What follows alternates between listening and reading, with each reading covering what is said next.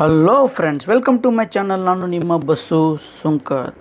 Friends, ಈ ಸಾರಿ NEET exam result ಯಾಕೋ ನೀಟ್ ಆಗಿಲ್ಲ ಅಂತ ಅನಿಸ್ತಾ ಇದೆ. ಯಾಕಂತಂದರೆ ಈ ನೀಟ್ ರಿಸಲ್ಟ್ ಬಂದಾದ ಮೇಲೆ ತುಂಬ ಕಾಂಟ್ರವರ್ಸಿಯಿಂದಾನೇ ಹೆಸರಾಗ್ತಿದೆ. ನೀಟ್ ಅನ್ನೋದು ಮೆಡಿಕಲ್ ಸ್ಟೂಡೆಂಟ್ ಬರೋ ಎಂಟ್ರೆನ್ಸ್ ಎಕ್ಸಾಮ್ ಆಗಿದೆ.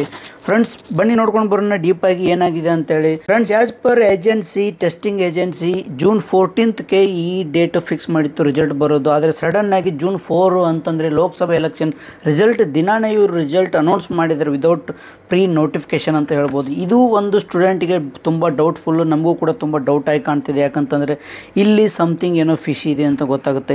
ಈ ಸರಿ ನೀಟ್ನಲ್ಲಿ ಆಲ್ ಇಂಡಿಯಾ ರ್ಯಾಂಕಿಂಗ್ 67 ಸ್ಟೂಡೆಂಟ್ ಬಂದಿದ್ದಾರೆ. ಅಂದರೆ 720ಕ್ಕೆ 720 ಮಾರ್ಕ್ಸ್ ತೊಗೊಂಡು 67 ಬಂದಿದ್ದಾರೆ. ಈ 67ರಲ್ಲಿ ಹರಿಯಾಣದ ಒಂದೇ ಸೆಂಟ್ರ್ನಿಂದ 8 ಸ್ಟೂಡೆಂಟ್ಗಳು ಟಾಪರ್ನಲ್ಲಿದ್ದಾರೆ, ಅಂದರೆ ರ್ಯಾಂಕ್ನಲ್ಲಿದ್ದಾರೆ. ಅಂದರೆ ಹಾಗೆ ಅವರ ಕ್ವಶನ್ ಪೇಪರ್ ಸಿರೀಸ್ ಕೂಡ ಒಂದೇ ಅಂತ ಹೇಳ್ತಾ ಇದ್ದಾರೆ. ಅಂತಂದರೆ ಕ್ವಶನ್ ಪೇಪರಲ್ಲಿ ABCD ಈ ಥರ ಸಿರೀಸ್ ಇರ್ತವೆ. ಒಂದೇ ಸಿರೀಸ್ ಎ ಅಂತ ಅಂದ್ಕೊಂಡ್ರೆ ಎ ಸಿರೀಸ್ನಲ್ಲಿರೋ ಸ್ಟೂಡೆಂಟೇ ಒಂದೇ ಸೆಂಟ್ರಿಂದ 8 ಸ್ಟೂಡೆಂಟ್ ಟಾಪ್ ಅಥವಾ ಫಸ್ಟ್ ರ್ಯಾಂಕ್ ಬರ್ತಾರಂತಂದರೆ ಇದು ನಾರ್ಮಲ್ಲಾಗಿ ಪ್ರಾಕ್ಟಿಕಲ್ಲಿಗೆ ತಿರವಿಲ್ಲ ಅಂತ ಹೇಳ್ಬೋದು. ಇದು ಎಲ್ಲ ವಿದ್ಯಾರ್ಥಿಗಳು ತುಂಬ ಸಂಶಯ ಬರ್ತಾ ಇದೆ ಈ ರಿಸಲ್ಟ್ ಮೇಲೆ. ಯಾಕಂತಂದರೆ ಪ್ರತಿ ವರ್ಷ ನೀಟ್ ಎಕ್ಸಾಮ್ ರಿಸಲ್ಟ್ ಬಂದ ಮೇಲೆ 4ರಿಂದ 5 ಸ್ಟೂಡೆಂಟು ಆಲ್ ಇಂಡಿಯಾ ರ್ಯಾಂಕಿಂಗ್ 1ರಲ್ಲಿ ಇರ್ತಾಯಿದ್ರು. ಆದರೆ ಈ ಸಾರಿನೇ ಬಂದಿರೋದು 67 ಸ್ಟೂಡೆಂಟು ಆಲ್ ಇಂಡಿಯಾ ರ್ಯಾಂಕಿಂಗ್ 1ರಲ್ಲಿ ಬಂದಿದ್ದಾರೆ. ಅಂದರೆ 720 ಮಾರ್ಕ್ಸಿಗೆ 720 ಮಾರ್ಕ್ಸ್ ತೊಗೊಂಡಿರೋದು ಎಲ್ಲ ಸ್ಟೂಡೆಂಟ್ಗೂ ಡೌಟು ಬರ್ತಾಯಿದೆ. ಯಾಕಂತಂದರೆ ಎಕ್ಸಾಮ್ ನಡೆಯುವಾಗಲೇ ಕ್ವಶನ್ ಪೇಪರ್ ಲೀಕ್ ಆಗಿತ್ತಂತ ಡೌಟ್ ಇತ್ತು. ಕೆಲವೊಂದು ಸ್ಟೇಟ್ಗಳಲ್ಲಿ ಎಲ್ಲ ಕಂಪ್ಲೇಂಟ್ ಕೂಡ ಆಗಿತ್ತಲ್ಲ.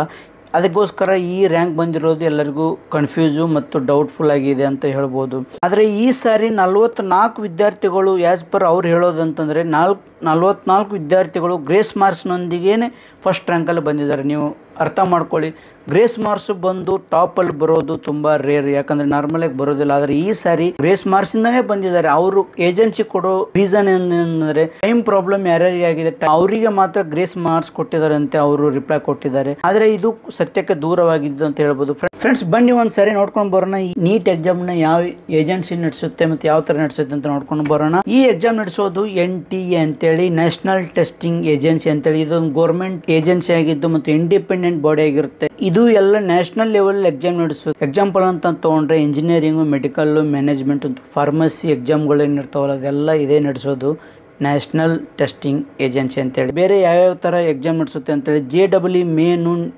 NEET, UG, CMAT, CUET, GPAT ಇವೆಲ್ಲ ಎಕ್ಸಾಮ್ಗಳು ನಡೆಸುತ್ತೆ. ಇನ್ನೂ ಹೆಚ್ಚಿನ ಎಕ್ಸಾಮ್ಗಳನ್ನು ನಡೆಸುತ್ತೆ. ನೀವು ಸ್ಕ್ರೀನಲ್ಲೇ ನೋಡ್ತಾ ಇರ್ಬೋದು. ಇನ್ನು ಇದಲ್ಲದೆ ರಿಕ್ರೂಟ್ಮೆಂಟ್ ಎಕ್ಸಾಮ್ಸ್ಗಳನ್ನು ಕೂಡ ನಡೆಸುತ್ತೆ. ಫಾರ್ ಎಕ್ಸಾಂಪಲ್ UGC ನೆಟ್ ಆಗಿರ್ಬೋದು, CSIR NET, Navodaya exams, military nursing services, for example Uttarakhand high court exam ಕೂಡ ಇದು ನಡೆಸುತ್ತೆ. ಇದಲ್ಲದೆ ಮತ್ತು ಸ್ಕೂಲ್ಸಿಗೆ ಕೂಡ ಇದು ಎಕ್ಸಾಮ್ ನಡೆಸುತ್ತೆ. Residential education for high classes in targeted areas, all India Sainik schools exams ಕೂಡ ಇದು ನಡೆಸುತ್ತೆ. So important recruitment exams, schools, competitive exam ಎಲ್ಲ ಇದು NTA ನಡೆಸುತ್ತೆ. ನೀಟ್ನಲ್ಲಿ ಒಂದು ಕ್ವಶನ್ಗೆ 4 ಮಾರ್ಕ್ಸ್ ಇರುತ್ತೆ ನಾರ್ಮಲಾಗಿ. ಒಂದು ಕ್ವಶನ್ಗೆ ರಾಂಗ್ ಆನ್ಸರ್ ಮಾಡಿದರೆ 1 ಮಾರ್ಕ್ಸ್ ಮೈನಸ್ ಆಗುತ್ತೆ.